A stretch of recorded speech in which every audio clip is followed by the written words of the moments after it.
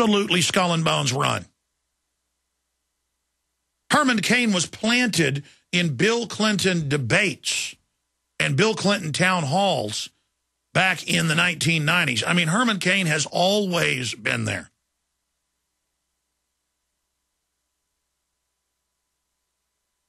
And the fact that we're even talking about him is incredible. Now, getting back to Newt Gingrich. Newt Gingrich is a would-be tyrant. Guaranteed. You can look in his eyes. You can look at his actions. You can look at everything he's ever done. And his messianic complex, he is uber bad news. I can't stand Obama and the people he represents. But if he was to stay in office, can you imagine him trying to get things through with as lame duck as he is and as hated and mistrusted as he is?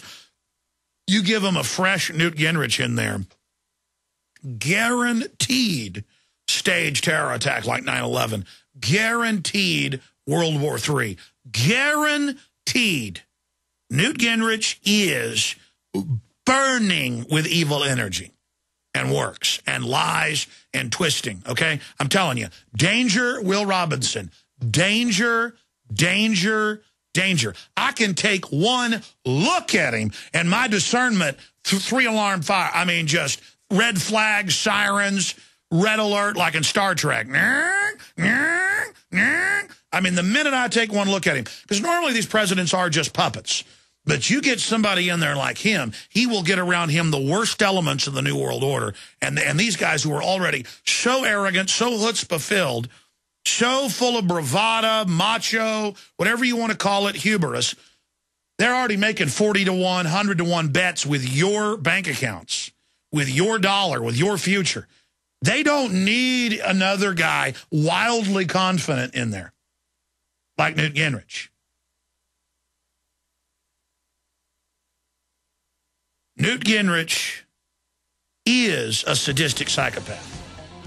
Now, and a congenital liar.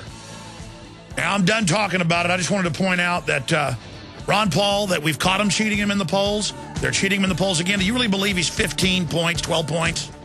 No. And we come back, we're going to get into the latest on Israel, huge developments there, Syria, the economy, and the evil, unbelievably wicked, 100% un-American bill that passed last night. All right, let me just be calm here before I get into this news with people. If you're tuning in for the first time and you're saying, what on earth is this guy talking about? I want you to listen to me very, very carefully. This is a extremely life and death situation we face, okay? There is a private world government. There is a new world order. Remember you heard folks talk about that in the last 20, 30 years?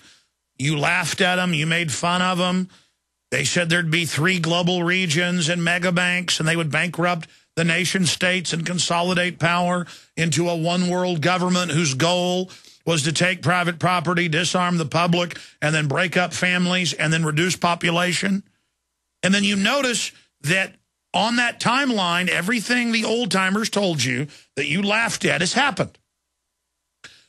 Turns out the old-timers were actually listening to members of Congress. It turns out the old-timers were actually reading declassified documents. It turns out they actually knew what was going on. There were people who learned of this strategic plan a long time ago and tried to stop it. Now, it's into the latter phases where things are going to start getting really, really nasty. Now, I'll get into the indefinite detention bill passing at the start of the next segment. I'll get into former Mossad chief, Israel attack on Iran must be stopped to avert catastrophe. Texas could face rolling blackouts next year, report says. And by the way, you could duplicate this in every state in the union. This is just the Austin American-Statesman due to carbon taxes and carbon regulations.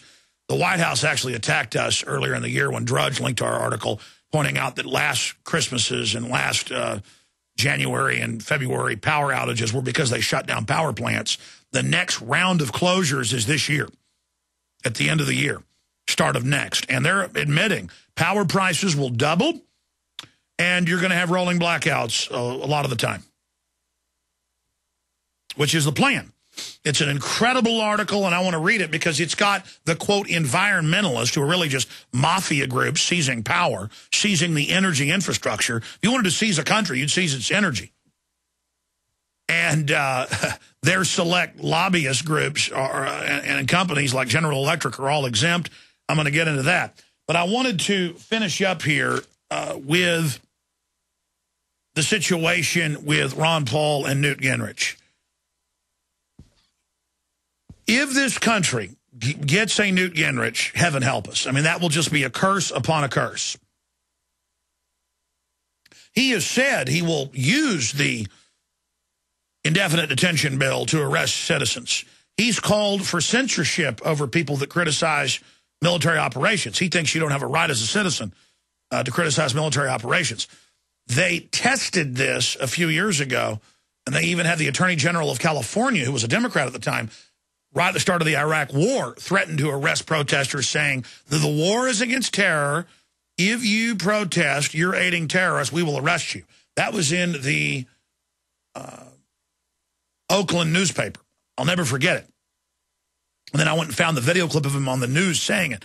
So they want to do this, and they're going to do it by successive approximation, by inchworming, by incremental moves. Now, going back to Ron Paul and how he's being censored, how he is the top-tier candidate, the only one. There's always new ones coming forward, and then people find out about them, and then they sink back into the polls.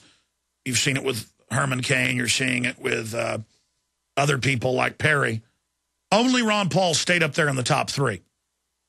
And they've got others who work for Obama, like Huntsman and others, waiting in the back. They may bring them out as the savior. And the public's like, will you save me? Oh, you're bad. Oh, will you save me? Same thing with Obama. But now it's being reported by Reason.com. Republican Jewish coalition bars Ron Paul from presidential debates, saying he's too misguided and extreme because he's not accepting an attack on Iran. He is banned from the debate. Newt Gingrich, Herman Cain, Michelle Bachmann, John Huntsman with 1% of the vote, Rick Perry, Mitt Romney, Santorum, they'll all be there, but not Ron Paul. Funny. Over 60% of the polls I've seen in Israel are against a strike on Iran. And here's Haaretz, former Mossad chief, the one Netanyahu got rid of earlier this year. Israel attack on Iran must be stopped to avert catastrophe. That's a quote. So see, I mean, this is so amazing. I'll finish up with this when we get back on the other side. All right, continuing here. Thank you for joining us. Alex Jones, your host here. If you're a new listener, I'll be back, by the way, live this Sunday, 4 to 6 p.m. Central Standard Time for the Sunday edition of the transmission.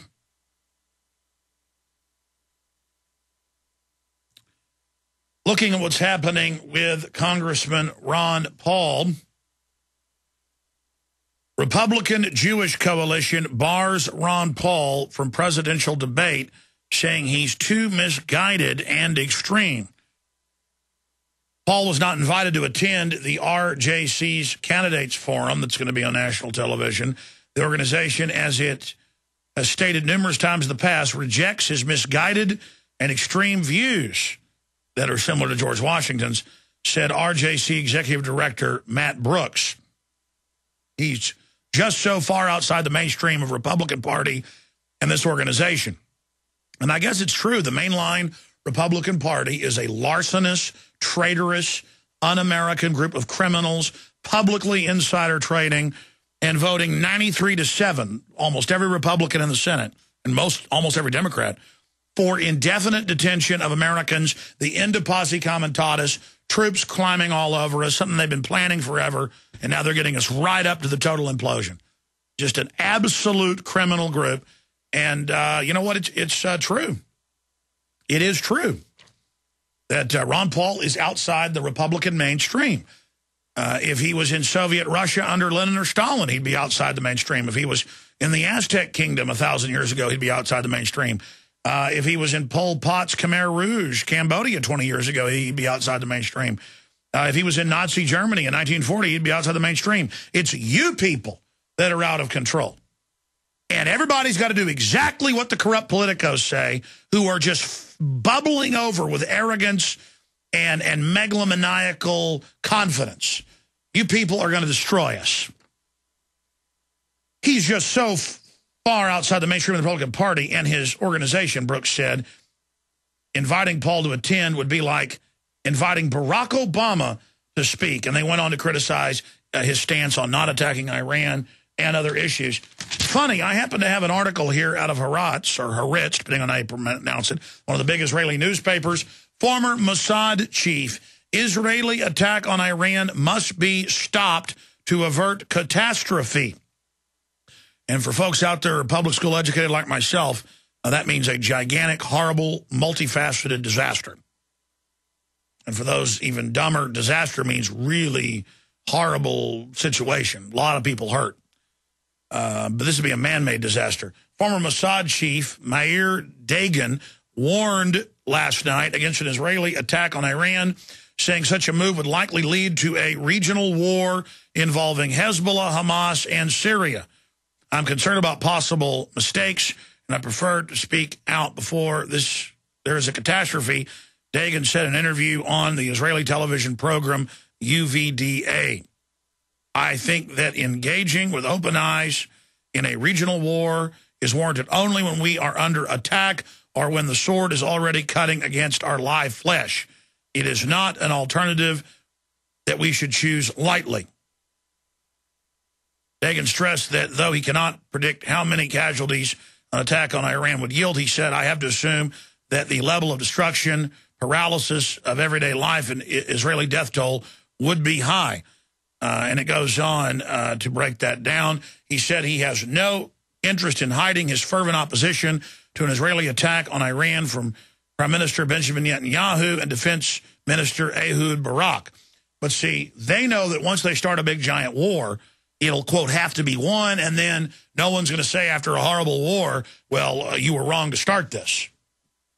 And the big mega banks need a distraction. Some terror attacks are needed in America to clamp down on the evil Americans and to shut us up. And that's why the Congress is getting it all lined up right here. By the way, the Russians have delivered high-powered cruise missiles, ship-to-ship or land-to-ship, anti-ship weapons, and a bunch of other systems will be breaking down. And here's Paul Joseph Watson's article. Indefinite detention bill passes Senate 93-7. Americans completely stripped of all rights under Section 1031. And they voted 93-7. Rand Paul, of course, voted against it, to allow not only Americans to be grabbed and disappeared and no one even know where they went, but it gets even more horrible to have the military, quote, fight terrorists on American soil. And then you go to the definition, the new definition of terrorism in the last 10 years under Patriot Act. Before the definition, you can pull it up, to paraphrase it, was engaging in a violent action targeting non-military targets or threatening to engage in an attack for political or criminal gain. In fact, guys, will you print me definitions of terrorism, the classical definition? The new definition is in Section 802 of the USA Patriot Act, and that's any action that endangers a human life that's a violation of any federal or state law, so any misdemeanor. And that's why per state every year, thousands of charges using Patriot Act provisions. And we're under a civil emergency. That's how they have a 10-governor region.